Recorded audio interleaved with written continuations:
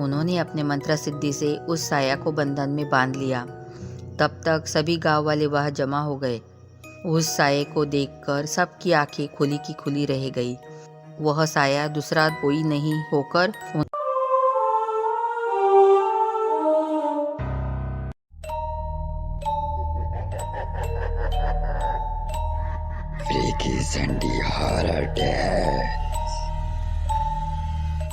रामपुर गांव में एक खुशहाल फैमिली रहती थी। रामू, उसकी बीबी सीता और उनकी माँ जानकी माँ और एक प्यारा सा बेटा किशन।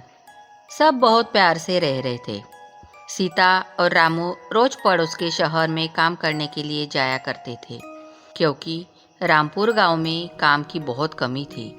उनके गांव के बाजू में एक घना जंगल था।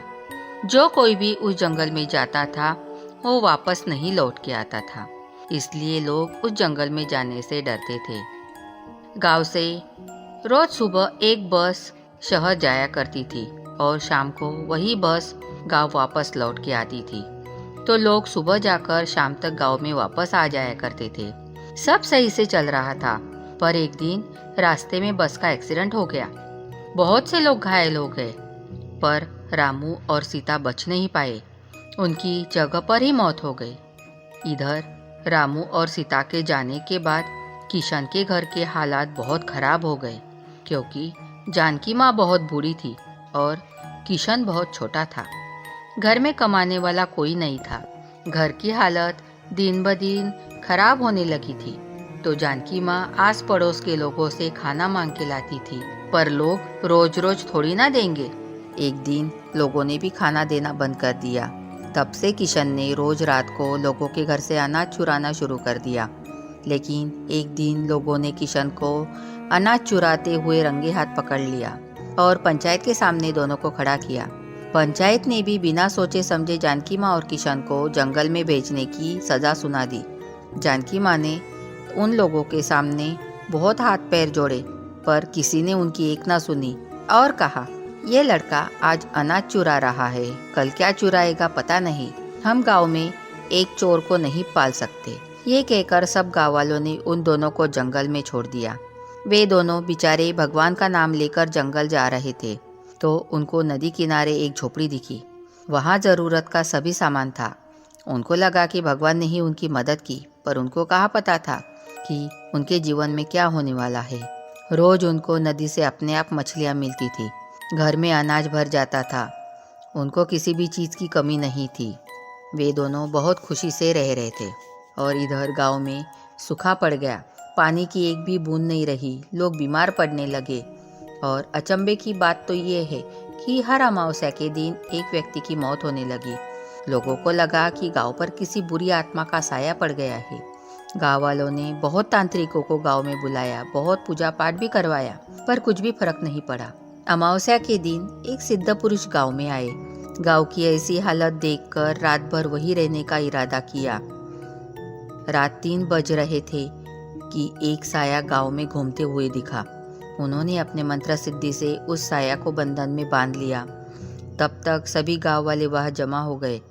उस साये को देखकर सबकी आंखें खुली की खुली रह गई। वह साया दूसरा कोई नहीं होकर उनके गांव का किशन छोटा बच्चा ही था। उसकी आंखें खून जैसी लाल थी और उसके बदन से लाल धुआं निकल रहा था, जैसे वह धुआं पूरे गांव में बीमारियां फैला रहा हो। तभी वह सिद्ध पुरुष ने उस आत्मा शक्ति को बंधन और ज्यादा कसने लगे। तभी वो चिल्लाने लगा, मुझे छोड़ दो, मुझे छोड़ दो। तभी वे सिद्ध पुरुष उससे बोले, तुम कौन हो और इस बच्चे के शरीर में क्या कर रहे हो? जवाब दो, नहीं तो मैं तुम्हें नष्ट कर दूंगा। वो साया डर गया और अपनी कहानी बताने लगा। मैं भी इस गांव में रहने वाला था। इन गांव वालों ने मुझ पे बहुत अन्याय किया। उसकी वजह से मेरी जान चली गई। मेरी एक छोटी सी गलती के कारण गांव वालों ने मुझे गांव से निकाल दिया। मैं बहुत दिन तक जंगल में भूखा प्यासा घूमता रहा। तभी नदी किनारे मैंने एक झोपड़ी बांधी और रहने लगा। नदी की मछलियाँ पकड़कर खाने लगा। लेकिन एक दिन एक शेर नदी किनारे पानी पीने आया और उसने मुझे देख लिया। मैं जान बचा के भागा, पर ज़्यादा दूर तक नहीं भाग सका और शेर का शिकार हो गया। तभी से मेरी आत्मा इस जंगल में गाँव वालों का बदला लेने के लिए घूम रही थी। पर एक दिन ये बालक और उसकी बूढ़ी दादी वो झोपड़ी में रहने आए। वे भी गाँव वालों के सताए हुए थे, तो मैंने उनकी मदद की और बदले में मुझे एक शरीर मिल चुका था गाँव वालों का बदला लेने के लिए।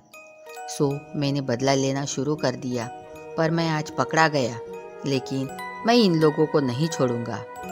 तभी वे सिद्ध पुरुष ने मंत्र सिद्धि से उस आत्मा को एक बोतल में कैद कर दिया और किशन को मुक्त कर दिया। गाँव वालों ने किशन और उसकी दादी की जिम्मेदारी उठा ली जब तक वो बड़ा नहीं हो जाता और अपनी जिम्मेदारियां नहीं उठाता। और तभी से किसी की भी गलती पर उन पर अन्याय करना भी छोड़ दिया। सब लोग खुशी खुशी गांव में रहने लगे। दोस्तों, आपको हमारी कहानी कैसे लगी ये कमेंट में ज़रूर बताएं और हमारे चैनल को लाइक, सब्सक्राइब और शेयर ज़रूर करें।